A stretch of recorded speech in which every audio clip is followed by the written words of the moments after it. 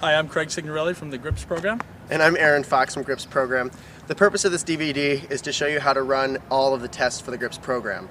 Aaron, a couple questions. I got some written materials and now you guys are giving me a DVD. Can you kind of explain how all this thing works? Sure. The DVD is to go through all of the parts of the on-court test with you.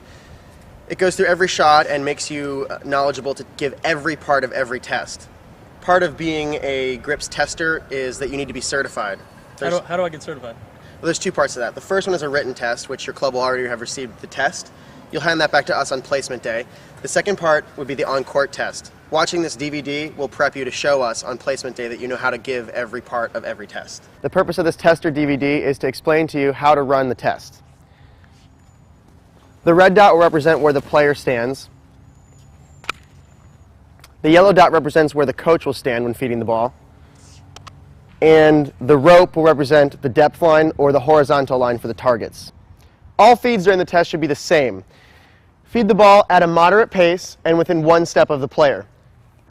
If the ball was too far from the player, more than one step, call bad feed. Try to feed the ball about waist height. Anything higher or lower than that is considered a bad feed. Section 1, the ground strokes. The coach will stand right behind the service line in the center of the court. The player starts right behind the baseline. Okay, let's see a forehand. Forehand, within one step of the player. And a backhand, within one step of the player. Section 2, the running shots. For the running forehand, the player will start in the middle of the ad side, and you'll feed the ball to the middle of the deuce side. Same pace. For the running backhand, the player will start in the middle of the deuce side, and you'll feed the ball to the middle of the ad side. Same pace. Section 3, the angle. The tester will start in the same place as the ground strokes, and the player will start halfway between the center mark and the single sideline. The angle is off the backhand side. The player starts in the ad court halfway between the center mark and the single sideline on the baseline. Section 4 is the combinations. The tester will stand in the same spot. The player will stand in the middle on the baseline. The first combination is 3 forehands cross court and 1 forehand down the line. For the second combination, inside out, inside in, the tester stands in the same spot and the player stands halfway between the center mark and the single sideline on the ad side. Section 5, the backhand slice. The tester stands in the same spot. The player stands in the center of the baseline. Section 6, the drop shot. The tester stands in the same spot. The player starts 3/4 court, and they get to choose the forehand or the backhand side. For the backhands, the ad court. For the forehands, the deuce court. Section 7, the topspin lob. The tester stands in the same place, and the player stands in the middle of the baseline. This is the first drill where we're introducing alternating feeds. That just requires that the tester feeds 1 to the forehand and 1 to the backhand. 1 to the forehand, 1 to the backhand. Section 8, the volley. The tester stands in the same place and the player starts just in front of the service line. It's important when feeding the volley that the ball comes about chest height. Anything above the eyes or below the waist is considered a bad feed. The ball can't be more than 1 step away from the volleyer. When you're feeding the volley, make sure that you give the player enough time to recover back to ready position after every shot. Some of the feeds on the volley test may require alternating feeds. This would be an example of feeding at the appropriate pace. This would be an example of feeding the ball too quickly for the player. Allow them to recover between shots. Section 9, the overhead. The tester now stands 3/4 of the way back in the court. The player stands just in front of the service line. When feeding the lob, make sure that the player doesn't have to move too far and that the ball goes about twice the height of the fence.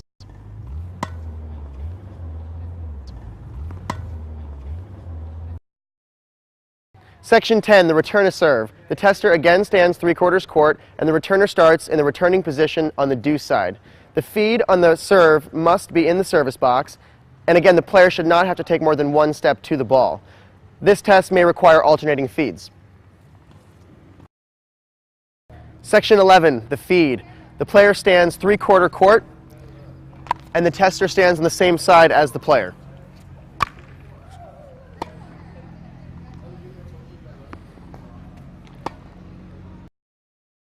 Section 12, the mini tennis rally. The tester will stand right behind the service line. This is a half-court mini tennis rally. The player will stand just on the service line. Player and tester will hit back and forth for 10 balls at a reasonable pace, and every shot must bounce inside the service box.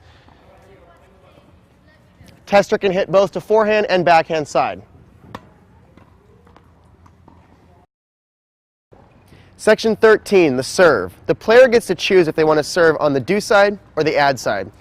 They start in a regular serving position, and the coach stands on the same side as the server to make them comfortable.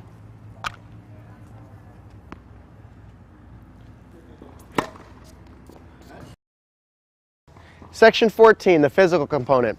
The players are required to do push-ups, sit-ups, and suicide sprints. Push-ups are done as best as they can. The idea to the physical component is not that a kid fails the physical part, but that they get the part done.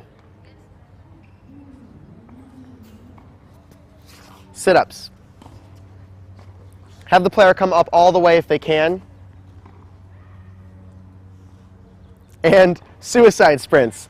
The player must start outside of the doubles sideline, and they must touch every line with their hand, not their foot.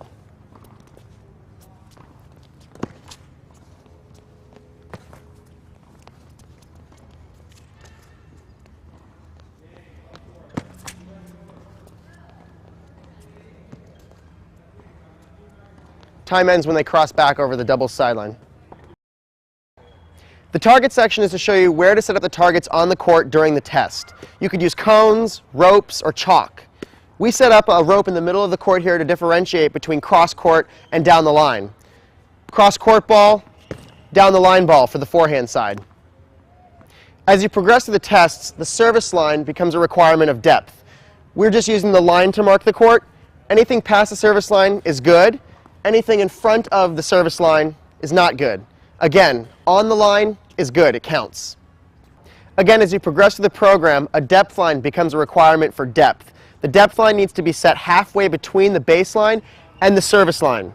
Anything past the depth line and inside the baseline is good. Anything in front of the depth line is not good for this section. Another target as you advance through the program is the outside third of the court. A rope or cone should be set about a third of the way between the center mark and the single sideline. Anything hit on the outside third of the court between the line and the single sideline is good. Anything not on the outside part of that is not good. To define an inside-out shot versus an inside-in shot. An inside-out shot is a forehand hit from the ad court to the other side's ad court.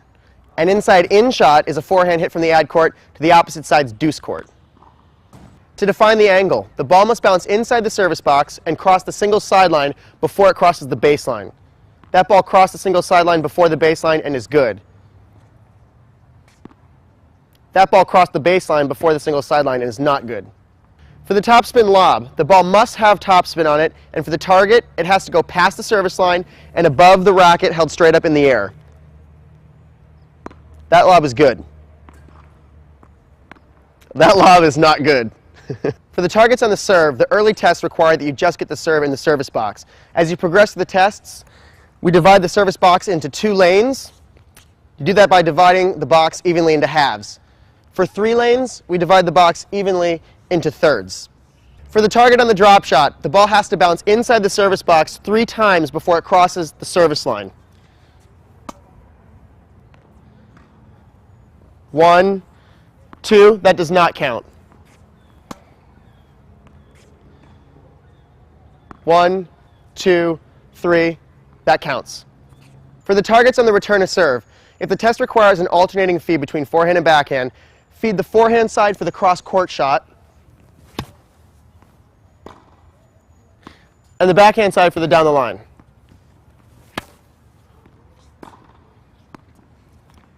When the players are taking the feeding section of the test, the target is behind the service line and inside the middle third of the court.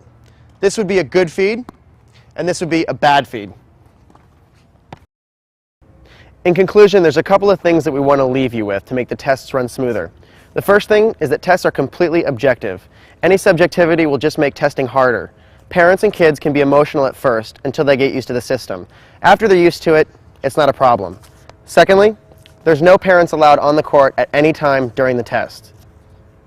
Third, Balls on the line are good. Fourth, there's no warm-up before the test. It's a good idea to have a court for kids to warm up on before they actually come on the court to take the test. Number 5, this is a test environment. If you actually talk to the player during the test a little bit, it makes it run smoother and makes the kid feel a little bit more comfortable as opposed to there being dead silence.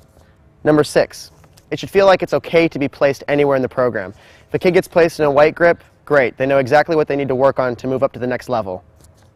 Number 7, the only way to get more comfortable giving tests is to actually go out and give them. So go out, give the tests, and make sure if there's a bad feed, you say bad feed. It's totally fine, and the more that you do that, the more comfortable the whole thing becomes. If you have any questions, please feel free to email us. You can find our contact information at www.gripsprogram.com, and we'll see you at placement day.